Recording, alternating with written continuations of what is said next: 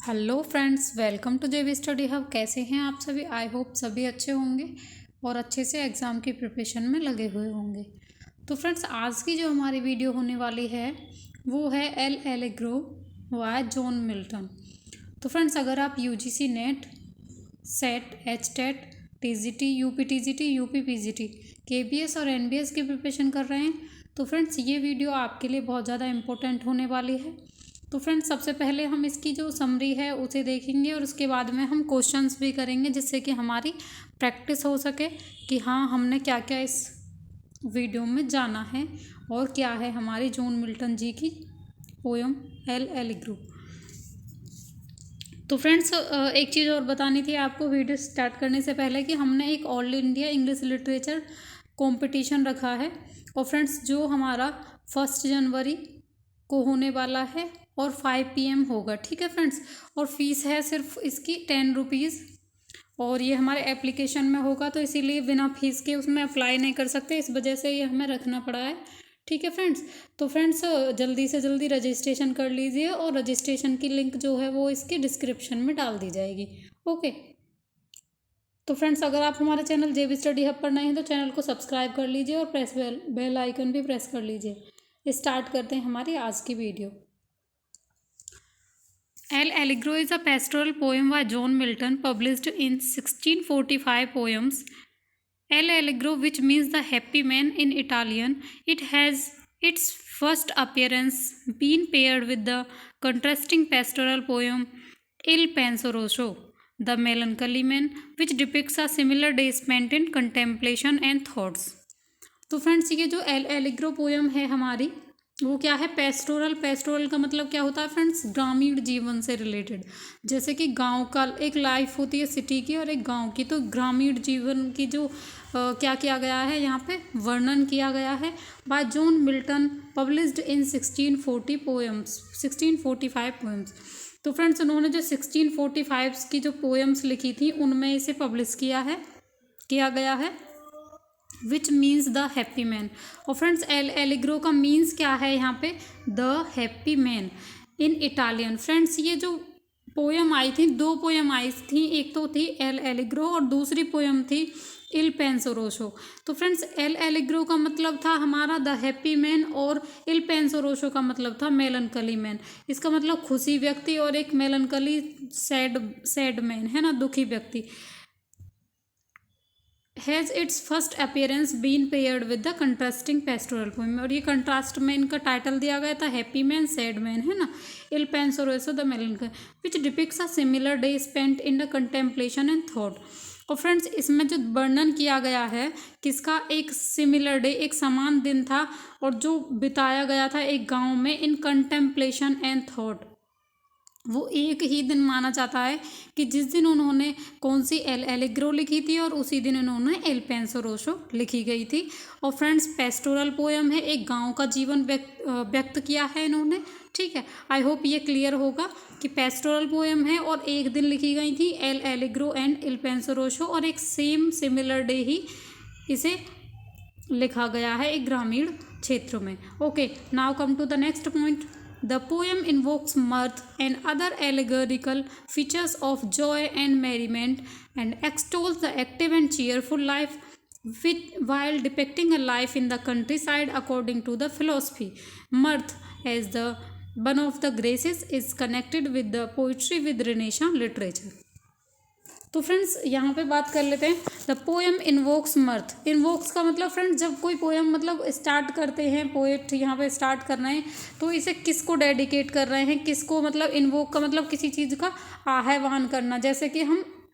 जैसे हमारे किसी कॉलेज में फंक्शन वगैरह होता है तो हम सबसे पहले क्या करते हैं? सरस्वती वंदना करते हैं। तो ऐसे ही ये इन्वोक कर रहे हैं किसे? मर्थ को। मर्थ मतलब कि खुशी को। And other allegorical figures of joy and merriment. तो फ्रेंड्स इन्होंने खुशी और अन्य जो एलेगोरिकल फिगर्स हैं, जो हमारी एलेगोरिकल इमेजेज हैं, ठीक है, उनको यूज किया है। जॉय एंड मेरीमेंट जो कि एक खुशी की, मतलब सिर्फ और सिर्फ किसकी? जॉय एंड मेरीमेंट, खुशी की और एन्जॉयमेंट की बात करते हैं। And extol the active and cheerful life.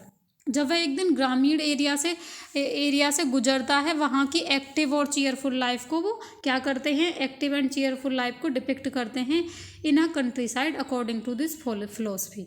Okay, एक फिलोसफिकल वे में एक्सप्रेस करते हैं फ्रेंड्स वो अपनी पोयम एल एलिग्रो को और फ्रेंड्स इल पेंसोरोसो को। और कंट्री साइड की ही स्टोरी है, वो हमने पहले फ्रेज में भी देख ली थी। Mirth as one of the graces is connected with poetry with Renaissance literature. और फ्रेंड्स जो यहाँ पे मर्थ की बात करें, मर्थ का मतलब फ्रेंड्स प्रेम, आनंद, खुशी है ना, उसके सेंस में जाता है। तो फ्रेंड्स ये मर्थ जो है one of the graces is connected with poetry with Renaissance literature. तो फ्रेंड्स जो मर्थ है इसका यूज किया है कहाँ, रिनेशा लिटरेचर में मोस्टली सभी पोइट्स ने अपनी अपनी पोइट्री में। ओके, तो फ्रेंड्स ये रिनेशा लिटरेचर का एक इम्पोर्टेंट पार्ट बन चुका था। आनंद की अनुभूति की जो बात होती है फ्रेंड्स वो रिनेशा के लिटरेचर में पाई गई है। ओके फ्रेंड्स, आई होप कि क्लियर होगा। Now come to the next point. और फ्रेंड्स बात कर लेते हैं कि ये जो पोएम है हमारी एल एलिग्रो। फ्रेंड्स अब आप सोच रहे होंगे कि मैं बात तो एल एलिग्रो की चल रही है लेकिन इल पेंसोरोसो क्यों साथ आ रहा है। फ्रेंड्स ये दोनों पोएम एक दिन लिखी गई हैं और एक ही दिन की पोएम है, इसी वजह से इन दोनों को अलग नहीं किया जा सकता है। उन्होंने लिखी अलग अलग थी लेकिन मतलब एक ही चीज़ है दोनों की में, ये सिमिलर चीज़ है। वहाँ पे दुखी व्यक्ति है और वहाँ पे सुखी व्यक्ति की बात की गई है।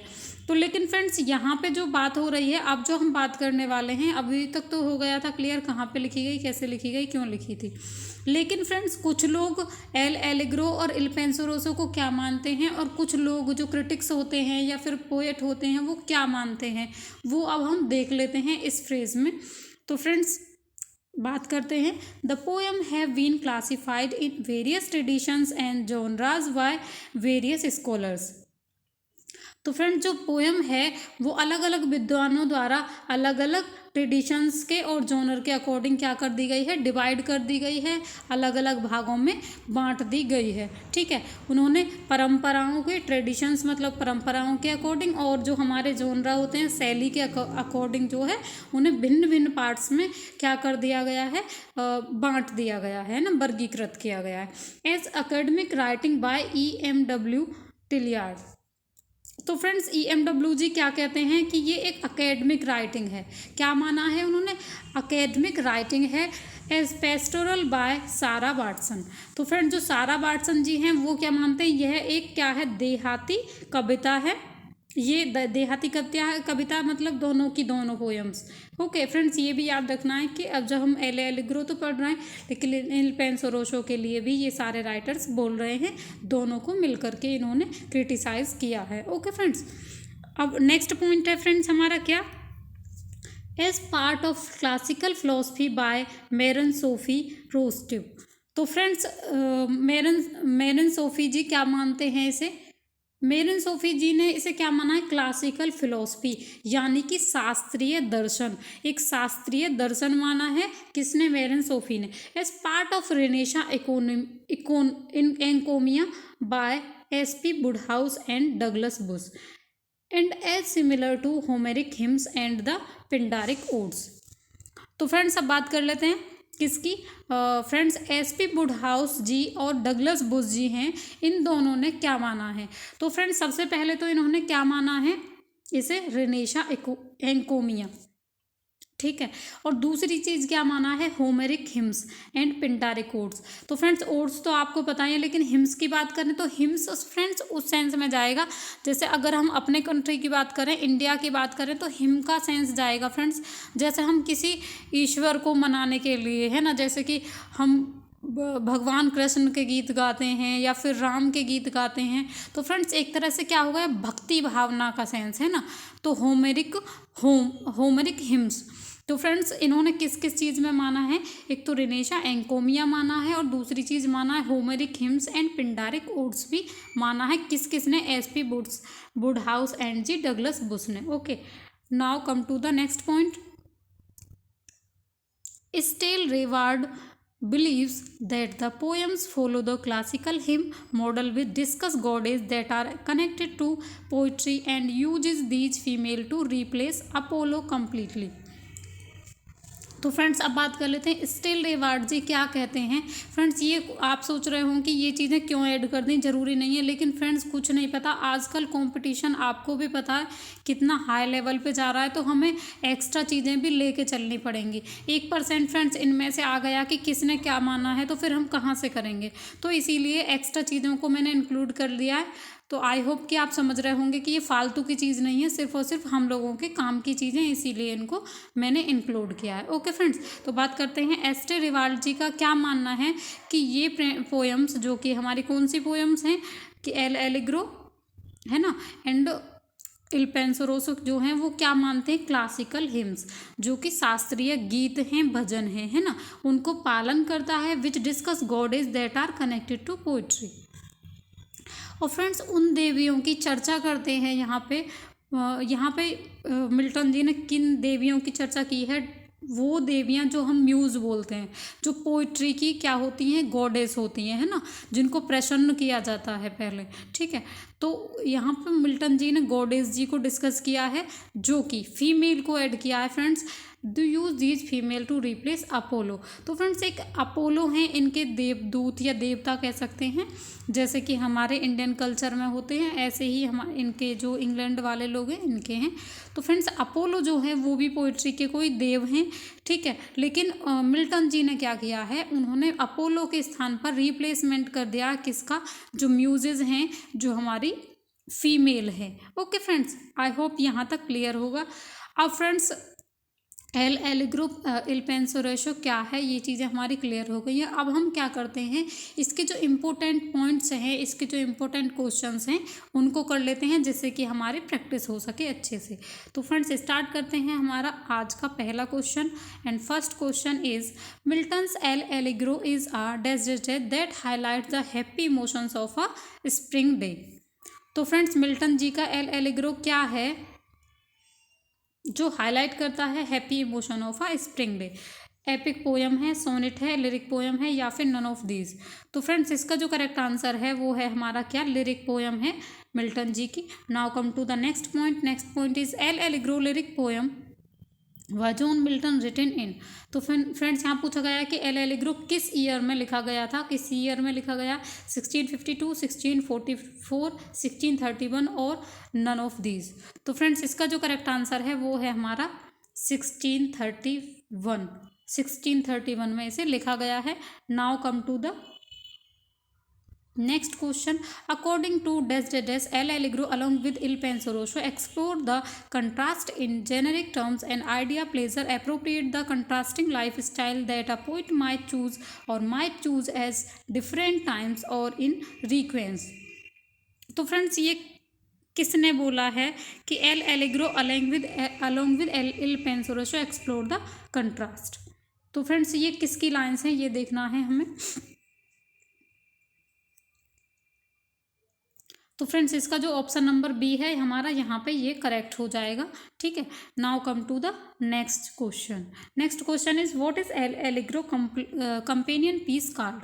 तो एल एलिग्रो के साथ में जो कंपेनियन पीस आया है उसे क्या कहा जाता है, इल पेंसोरेस, इल पेंसर्पिस, इल पेंसोरोसो, इल पोनसर्प्स।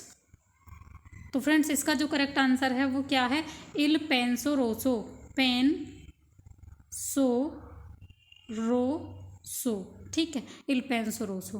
तो option number C is correct here. Now come to the next question and next question is L Allegro and Il Penseroso was published in. तो फ्रेंड्स यहाँ पे पूछा गया है कि कब पब्लिश्ड हुए थे, इन विच ईयर, 1643, 1645, 1640, 1642।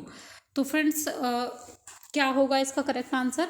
तो फ्रेंड्स इसका जो करेक्ट आंसर है वो है हमारा कब आई थी, 1645 में, ठीक है, 1645 में the poem of John Milton में। ओके, टाइटल था the poems of John Milton. Okay, now come to the next question. Next question is concluding line of the L Allegro is.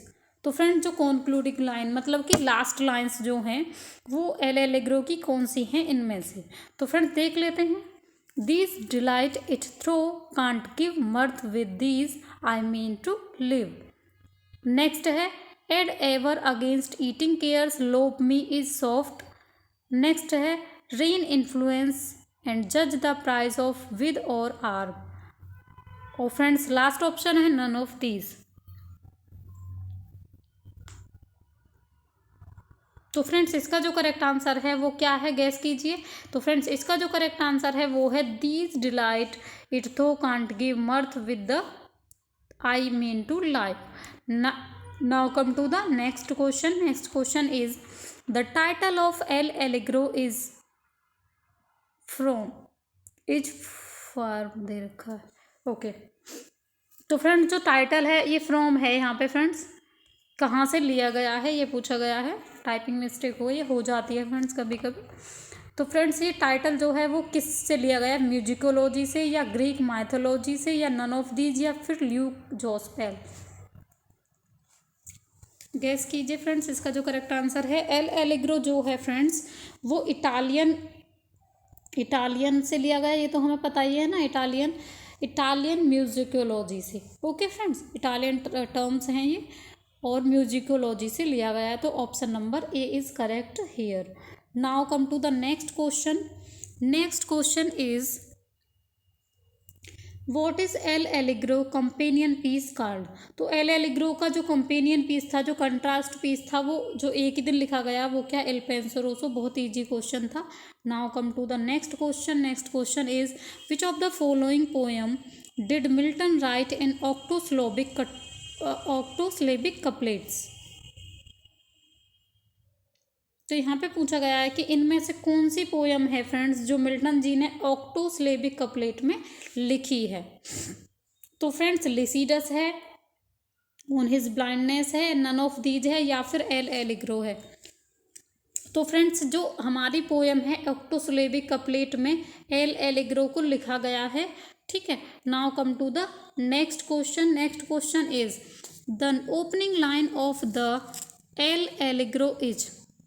तो फ्रेंड्स यहाँ पे पूछा गया है कि ओपनिंग लाइन कौन सी है एल एलिग्रो की। These delight if thou can't give mirth with the mean I mean to live. तो फ्रेंड्स ये तो लास्ट लाइन है, याद आ गया होगा आपको, है ना। ये कौन सी लाइन है फ्रेंड्स, लास्ट लाइन है। तो पहला तो गलत हो जाएगा। Find out some uncouth cell where brooding darkness spread his jealous, hence loath melancholy of Cerberus and blackest midnight bone, या फिर none of these। तो फ्रेंड्स गैस कीजिए क्या है। तो फ्रेंड्स इसकी जो लाइन्स हैं स्टार्टिंग वो हैं hence loath melancholy of Cerberus and blackest midnight born. Option number C is correct here. और फ्रेंड्स एक बार इसे भी रिवाइज कर लीजिए। These delights if you can't give mirth with the mean I to live. तो फ्रेंड्स ये जो लाइन्स हैं ये कहाँ की हैं, हमारी लास्ट लाइन है और ये हमारी ओपनिंग लाइन है। तो यहाँ पे option C is correct. Okay, now come to the next question. Next question is El Allegro, after banishing the spirit of loathed melancholy, welcome the goddess of mirth.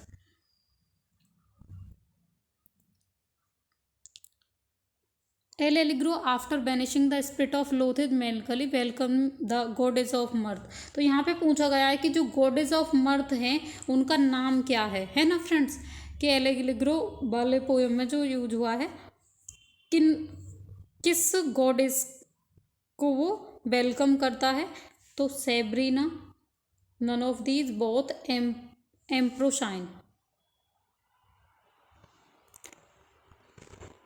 तो friends जो goddess of मर्थ है वो है एम्प्रोसाइन here, ठीक है। तो option number D is correct here. Now come to the next question. Next question is L Allegro published in. तो friends यहाँ पे पूछा गया है कि एल एलिग्रो जो है वो कब पब्लिश्ड हुई थी। 1643, 1634, 1656 या फिर 1645। तो फ्रेंड्स यहाँ पे जो करेक्ट आंसर है वो है हमारा 1645 में पब्लिश हुई थी। और लिखी कब हुई थी फ्रेंड्स, 1631 में। ओके 1631 में कंपोज्ड हुई है और पब्लिश हुई है 1645 में, the poem of John Milton, ठीक है। उसमें the title L allegro is an Italian word, it means. यहाँ पे पूछा गया है फ्रेंड्स कि एल एलेग्रो जो एक इटालियन वर्ड है इसका मीन्स क्या है, the happy man, rude man, pastoral man या फिर the मेलनकली man.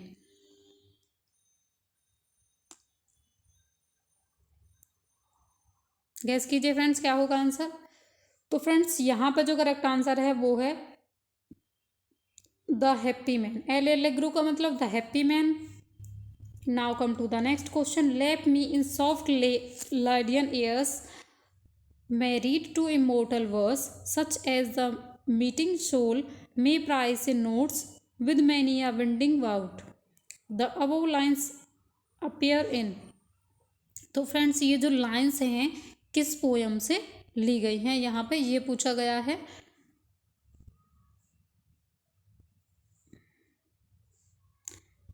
Ill Penseroso, Lycidas, song from markets या फिर एल एलेग्रो। तो फ्रेंड्स ये लाइंस जो ली गई हैं हमारी, ये हैं हमारी एल एलेग्रो से। Option number D is correct here. Now come to the next question, who has been personified, who has been personified in the poem L allegro. तो फ्रेंड्स यहाँ पे किसको पर्सोनिफाइड किया गया है, मार्क्यूलेपियस, एस्क्यूलेपियस, ऑर्फियस या फिर नन ऑफ दीज। तो फ्रेंड्स यहाँ पे जो करेक्ट आंसर है वो है ऑर्फियस को जो है पर्सोनिफाइड किया गया है।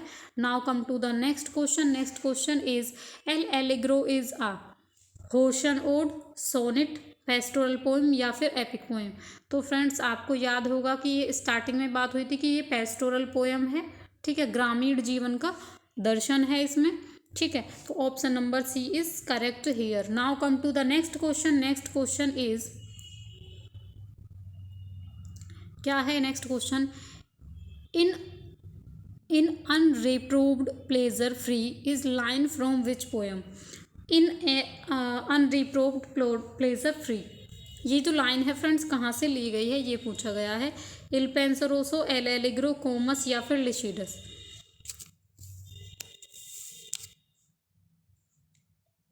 तो फ्रेंड्स ये लाइन भी कहाँ से ली गई है, हमारी एल एलेग्रो से ली गई है। Now come to the next question. Friends यहाँ पे तो अभी हम पोएम कर रहे हैं तो इजी लग रहा है, लेकिन भाई पेपर में तो पूछ सकते हैं, तो उस टाइम पे हमें हर एक पोएम याद नहीं रहेगी, ठीक है, इसीलिए ध्यान से करते चलना है। Okay, which word sing in L'Allegro. L'Allegro में जो कौन सी वर्ड है जो गाती है ना, किस वर्ड का डिस्क्रिप्शन है ये पूछा गया है। कुकू, डव, लार्क या फिर नाइटिंगेल। गैस कीजिए फ्रेंड्स। तो जो पोएम है वो है हमारी लार्क। किसमें, एल एलेग्रो में जो यूज हुई है वो लार्क पोएम का यूज हुआ है, याद रखना है friends. The poem was published in deserts language. तो फ्रेंड्स जो पोएम है वो किन किन भाषाओं में पब्लिश हुई है, किस भाषा में पब्लिश हुई है, गैस कीजिए क्या होगा। तो फ्रेंड्स यहाँ पूछा गया English, Greek and Latin, English and Greek, English and Latin.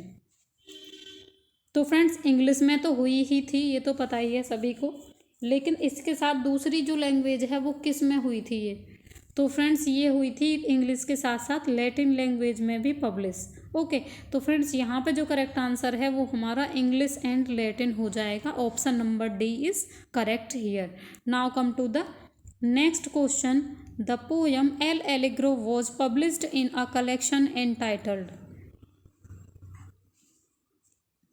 तो फ्रेंड्स यहाँ पे पूछा गया है कि जो एल एलेग्रो पोएम है वो पब्लिश हुई थी किस कलेक्शन में, कलेक्शन का नाम बताइए, किस टाइटल से था जो कलेक्शन जिसमें हमारी एल एलेग्रो को पब्लिश किया गया था। Milton's poem, descriptive sketches, the collection of Milton's poem या फिर the poem of John Milton. तो फ्रेंड्स मैं बहुत देर से बोलती आ रही थी, जब भी पब्लिकेशन का नाम आता था तो मैं बोल रही थी, तो आई होप कि आपको याद हो गया होगा। तो इसका जो ऑप्शन है वो क्या हो जाएगा, the poem of John Milton 1645 collection था, उसमें ये पब्लिश हुई थी दोनों poem, L Allegro and Il Penseroso. Now come to the next question, next question is the poem L allegro was published in a collection entitled. Sorry friends ये repeat हो गया है, ठीक है, the poem of John Milton ही है इसका। तो बाय मिस्टेक हो गया है फ्रेंड्स, कोई बात नहीं, हो जाता है कभी कभी। Now L Allegro and Il Penseroso means, तो फ्रेंड्स यहाँ पे पूछा गया है कि एल एलिग्रो और इल पेंसोरोशो का मीन क्या है। The blind man and the happy man unhappy man, the desperate man and the pensive man, the Joyce man and the meditative man, the philosopher and the stalwart. तो friends L Allegro का मतलब है Joyce man और पेंसोरोशो का मतलब है meditative man या फिर सैड मैन। तो friends option number C is correct here.